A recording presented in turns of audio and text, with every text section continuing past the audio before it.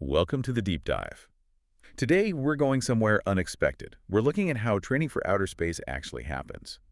Deep underwater. Yeah, Seems counterintuitive. and it really does at first glance. But the connection is surprisingly deep, excuse the pun. Okay, good one. So, we've been digging into a lecture by Maxim Zaitsev. He's a specialist in cosmic tech testing, cosmonaut prep. Especially spacewalks, EVAs, that's his area. Right, and he lays out this fascinating link. Why put astronauts 60 feet down in the ocean to get them ready for 250 miles up? Yeah. So our mission today is to really unpack that. Why underwater habitats? What do they teach about isolation, about real danger that, fancy simulators on land just can't? And it's crucial to understand these aren't just like parallel worlds, deep water, deep space. They're interwoven. Yeah. Practically, psychologically. It's not just a convenient simulation. It's more fundamental. Exactly. It's a stress test on multiple levels. Okay, let's start with the history then. These underwater labs, these cosmic homes, they got going back in the early 60s. Yeah, the very beginning of serious underwater habitation experiments. And you can't really talk about this without mentioning Jacques Cousteau, surely. He really brought this idea to the public eye. Absolutely. Cousteau was the popularizer, no question, and his first habitat? Well, the name is perfect. Hold on. He called it Diogenes, part of his Con Shelf project. Wait, Diogenes, like the philosopher, the guy who lived in a barrel. That's the one! And Cousteau's first underwater home was, quite literally, a modified barrel. No way. Yes, just at 10 meters depth. It's a fantastic little historical detail. That's brilliant. But Cousteau himself eventually shifted his view, didn't he? He sort of decided permanent living underwater wasn't really viable. He did. After pouring years into it, he concluded water is just too aggressive for humans to live there long term. Great for work, great for exploration, sure, but not for setting up house permanently. That aggression, Yeah. that brings us right to the core danger, the physical risk involved. That's the first big lesson for astronauts, isn't it? It is. We're talking decompression sickness. You might know it as caisson disease, or more commonly, the bends. Right, the bends like divers get. Exactly. Same risk tunnel workers face under rivers in pressurized environments. It all comes down to the air we breathe. Which is mostly nitrogen, right? About 80%. Almost, yeah. 21% oxygen, nearly 80% nitrogen. And nitrogen is the problem under pressure.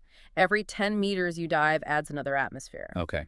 So as you go deeper, that nitrogen dissolves really intensely into your blood, into your tissues. And Zaitsev had this great analogy for this, didn't he? Really makes it clear. He did. Think of your body like a sealed bottle of soda water. Okay. The nitrogen's dissolved in you under pressure, just like the CO2 in the soda. If you come up too fast, ascend rapidly, it's exactly like cracking open that bottle suddenly. Whoosh. Bubbles everywhere. Precisely. Nitrogen bubbles instantly form in your blood, blocking vessels. It's catastrophic, often fatal. Wow. That really hammers home the danger. And what's striking is how much longer the decompression takes compared to returning from space. It's completely disproportionate, isn't it? Think about it. Astronauts coming home from the ISS, they're back with people on Earth in about, 3 hours after leaving orbit? 3 hours, yeah. Seems pretty quick. Now compare that. Just a 15-meter dive that's only 2.2 atmospheres total pressure if you've been living down there. You need 18 hours of slow decompression to get out safely. 18 hours for a 15-meter dive saturation. 18 hours, 6 times longer to decompress than it takes to return from the space station. It tells you something fundamental. It tells you the risk isn't theoretical, it's immediate, physical. Right. The environment itself forces absolute adherence to procedure. There's no shortcut. The danger is the training tool. Which is why NASA really embraced this, moving on from earlier experiments like Tektite. You mentioned the Soviets had labs too, but didn't use them the same way. That's right. The USSR had underwater experiments like the Chernomor program back in the 60s and 70s, but they never really integrated it into cosmonaut training like the US did, starting with Tektite and continuing today. And the main facility now is Aquarius, which I have to admit, I didn't even know existed until looking into this. It's the only one left. As far as actively operational underwater habitats go, yes. Cool. Built in the 80s, it's down off the Florida Keys. NASA rents it. For the NEMO missions. Exactly. NASA Extreme Environment Mission Operations. They've been running those since 2001. So the big question, why? Why put people underwater when you have, incredibly sophisticated simulators on land? What does Aquarius offer? The key thing, as Zaitsev really emphasized, is the psychological component. It creates a situation you genuinely cannot just walk away from. You can't just hit the abort button. There is no abort button that doesn't involve potentially lethal consequences. Think about training a race car driver. They get hours in a real car feeling the speed, the danger before a race. Sure, makes sense. Astronauts. They don't get to fly the actual spaceship until launch day.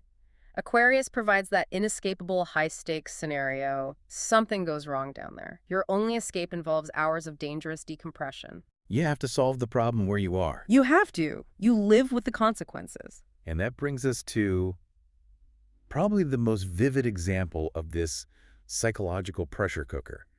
The toilet story. Ah, yes.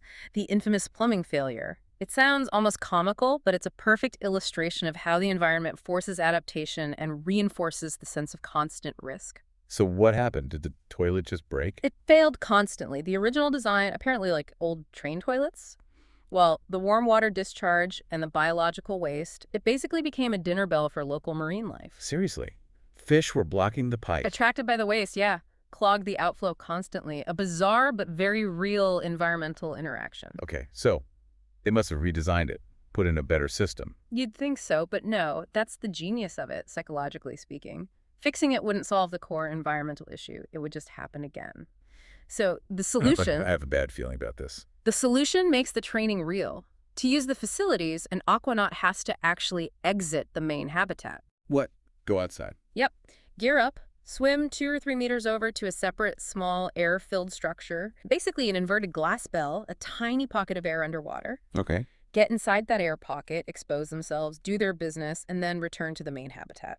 Wait, hold on. So just going to the bathroom means suiting up, leaving the station, entering this tiny air bell, and constantly being aware of the pressure, the danger. Precisely. Every single time. A basic bodily function becomes a procedure involving potential mortal danger if you mess up. That's insane.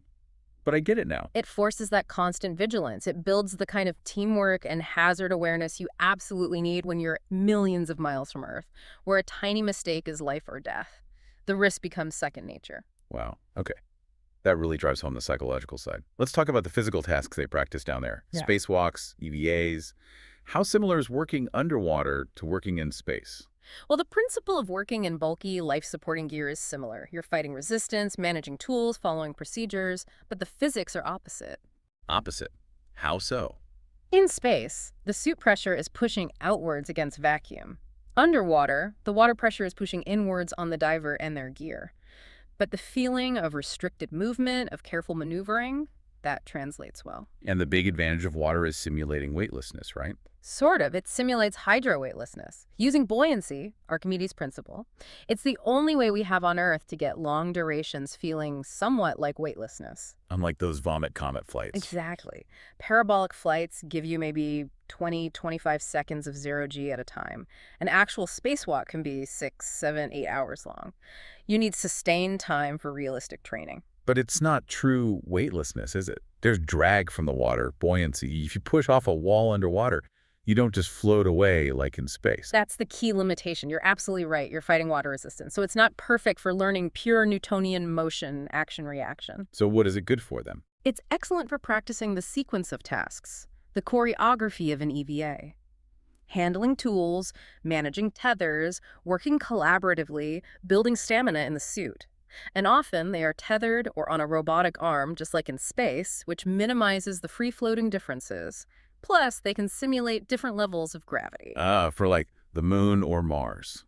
Precisely. Using carefully calibrated weights and buoyancy systems, they can make a diver feel like they're walking on the moon with 1/6 Earth gravity, or Mars with about 3/8.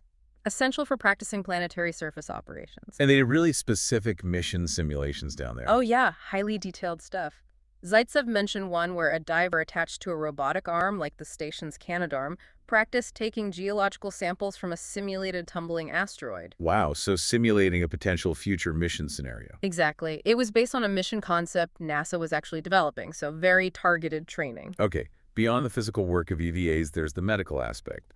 Longer missions, further from Earth, medical emergencies become a huge concern. A critical one. And again, the isolation of Aquarius mirrors deep space. Zaitsev brought up a real case from Antarctica. Antarctica, how does that relate? Think about it. Once winter sets in down there, stations are completely cut off for months. No way in, no way out, just like a Mars mission. And in this specific Antarctic case, they had an acute appendicitis. And the person who got sick was the station's only doctor. Oh, wow. So the crew had to figure it out. They managed somehow. But it highlights the problem. What if the medic is the patient? So in Aquarius, they tested a solution. Telemedicine. Robots. Both. They had non-medical crew members, the aquanauts assisting robotic surgical tools that were being controlled remotely by surgeons back on land. So the aquanaut wasn't doing the surgery. Not the complex part. They practiced doing complex procedures, like a laparoscopic knee surgery, on a medical mannequin. But the key was simplifying the aquanaut's role. How simplified? Drastically. The idea is the non-specialist on site only needs to do maybe 3 things. Make the initial small incision, insert the robotic tool correctly, and then stitch up the incision afterwards. And the robot does all the tricky stuff inside, guided from Earth. Exactly. The remote surgeon handles the delicate work via the robot. It's about making advanced medical intervention possible even when the expert isn't physically present. Crucial for going further out into space. That makes sense. It's about managing capability with extreme distance. So looking back at all this, these underwater habitats, they're like a low-Earth, high-risk crucible. That's a good way to put it. They blend the physical demands with intense psychological pressure in a way that ground-based sims just can't touch. It's the inescapable nature of it. A necessary proving ground. Definitely. And stepping back even further, Zaitsev touched on something bigger. This whole endeavor, pushing boundaries underwater and in space, it forces us to think about our ultimate goal as a species. That's so. He mentioned seeing that view on Google Earth, where you spin the globe around and see just the Pacific Ocean. The Earth from the back, he called it. No continents visible, just this vast, blue, largely unexplored territory. The ocean deeps. Great. And it poses a fundamental question. What's the primary goal? Is it pushing humanity outwards to Mars, the moon, maybe even Europa, Jupiter's moon, with that potential sub-ice ocean? Or should we be focusing those immense resources, that technological effort, first on understanding the massive unknown territory right here on our own planet, the deep oceans? Where do we make the colossal investment first? Exploring our own planet versus exploring others. The answer really defines the why behind everything else, doesn't it? It shapes the next century of exploration. That is definitely something to chew on, a really profound point to end on. But hey, if you, listening, want to connect to this more directly. Yeah, the virtual tour. Right. Zaitsev mentioned that the Aquarius habitat, the actual facility we've been talking about, you can explore it virtually. It's on Google Street View or Google Earth.